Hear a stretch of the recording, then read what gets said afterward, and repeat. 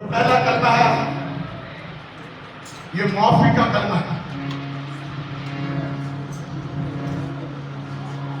ہمارا یسوع ہمیں معاف کرنا چاہتا ہے۔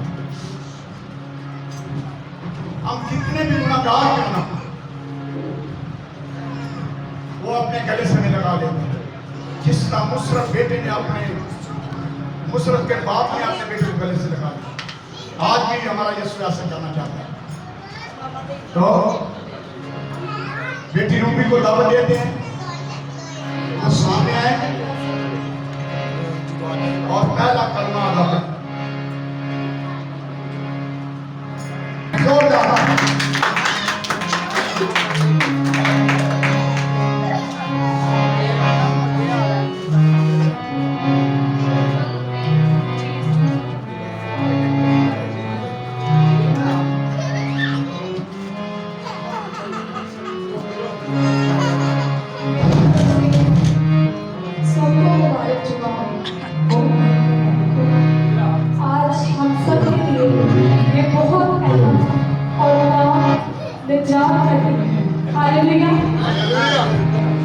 اور اسی حوالے سے میں کلمے کی وضاحت بیان کروں گی۔ 7 صلیبی کلمہ۔ پہلا کلمہ معافی کا کلمہ ہے، دوسرا کلمہ نجات کا کلمہ ہے، تیسرا کلمہ محبت کا کلمہ ہے، چوتھا کلمہ کفارے کا کلمہ ہے، پانچواں کلمہ دکھ کا کلمہ ہے، چھٹا کلمہ فتح مندی کا کلمہ ہے، 7واں کلمہ ملاپ کا کلمہ ہے۔ عزیزوں، میں پہلے کلمے کی ڈیفینیشن تعریف بیان کروں گی آپ کے سامنے۔ پہلا کلمہ معافی کا کلمہ ہے۔ ہم خداوند کی زندہ پاک کلام میں سے دیکھیں گے لوکا 23 باب 34 آیات۔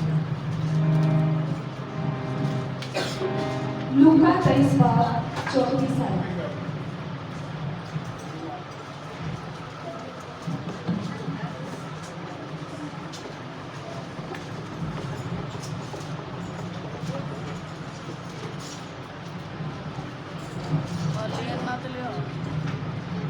جو بھی پڑھ سکتا ہے وہ۔ پھر اس نے کہا، یہ میری وہ باتیں ہیں جو میں نے تم سے اس وقت کہی تھی جب تمہارے ساتھ تھا، کہ ضرور ہے کہ جتنی باتیں موسیٰ کی توریت اور نبیوں کے صحیفوں اور زبور میں میری بابت لکھی ہیں پوری ہو۔ پھر اس نے ان کا ذہن کھولا تاکہ کتاب مقدس کو سمجھیں، اور ان سے کہانیوں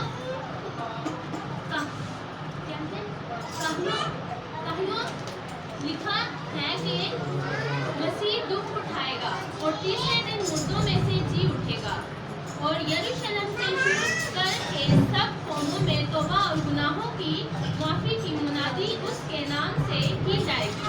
تم ان باتوں کے گواہ ہو، اور دیکھو جس کا میرے باپ نے وعدہ کیا ہے میں اس کو تم پر نازل کروں گا، کیونکہ یہ نہیں جانتے کہ کیا کرتے ہیں۔ یہ کلمہ معافی کا کلمہ ہے، اور یہ یسایہ 53 باب 12 آیت کی تکمیل ہے۔ خداوند کے کلام میں لکھا ہے، اس نے خطا کاروں کی شفاعت کی۔ خداوند یسوع مسیح کے منہ سے نکلنے والے پہلے الفاظ ایک دعا کی صورت میں تھے، اور یہی تو وہ ہمیں بھی سکھاتی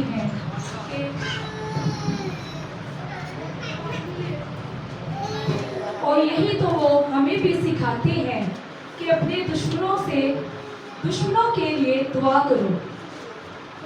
صلیب پر اس حالت میں اپنے دشمنوں کے لیے دعا کرنا خداوند یسوع مسیح کی دائمی اور غیر مشروط محبت کا ایک ثبوت ہے۔ اس نے اس دعا کا آغاز باپ کہہ کر کیا۔ اس نے اس دعا کا آغاز باپ کہہ کر کیا۔ آپ جانتے ہیں کہ خداوند یسوع مسیح پر یہ الزام تھا کہ یہ خدا کو اپنا باپ کہہ کر پکارتا ہے اور اپنے آپ کو اس کا بیٹا بناتا ہے۔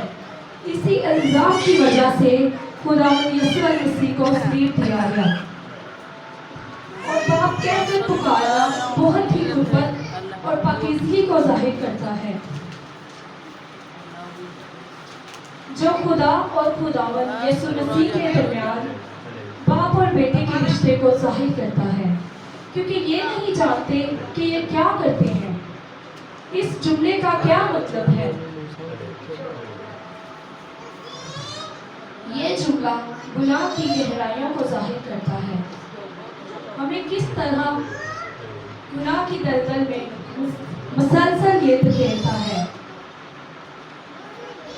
ہمیں اس کا ذرا بھی اندازہ نہیں ہوتا کہ ہم کس قدر گناہ کی سنگینی میں چلتے ہیں، لیکن گناہ ایک گہرا اثر کرتے ہوئے ہماری زندگیوں پر اثر انداز ہوتا ہے۔ کلام مقدس میں لکھا ہے کہ لوگ اس لیے نور کے پاس آنا نہیں چاہتے کہ ان کے کام ظاہر نہ ہو جائیں۔ جب یہ لوگ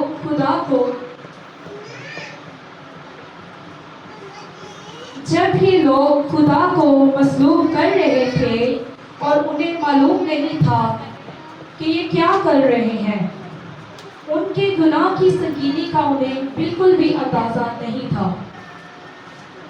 ہم آج بھی لوگوں کو پریشان کرتے ہیں، پاتروں کو جگہ جگہ رنجیدہ کرتے ہیں، ناراض کرتے ہیں۔ ہم بالکل نہیں جانتے کہ ہم کیا کرتے ہیں۔ جب تک ہم کلام کی سچائی کے پاس نہیں آ جاتے، تب تک ہمارے گناہ ہم پر ظاہر نہیں ہوتے۔ خداوند یسوع مسیح نے کہا، اپنے دشمنوں کے لیے اور اپنے ستانے والوں کے لیے دعا کرو۔ ہمیں بالکل اسی طرح ان کے لیے دعا کرنی ہے اور ان کے لیے اچھا چاہنا ہے، جس طرح خداوند یسوع مسیح اچھا چاہتا ہے، جس طرح خداوند یسوع مسیح نے ان کے لیے کیا۔ عزیزوں، آپ کو سمجھ آ رہی ہے؟ Very good. اس کے بعد ہم سیکھتے ہیں کہ مسیحی مذہب ہی ایک ایسا مذہب ہے جو معافی کا سکھاتا ہے، معافی کے بارے میں سکھاتا ہے۔ کوئی دنیا میں دوسرا مذہب نہیں ہے کہ جس کے وسیلے سے معافی ہو، کیونکہ ہمارے یسوع نے ہم سب کی خاطر کفارہ، ہمارے خون کا کفارہ دیا ہے، ہم اس کے خون کے خریدے ہوئے ہیں۔ ہاللیلویا۔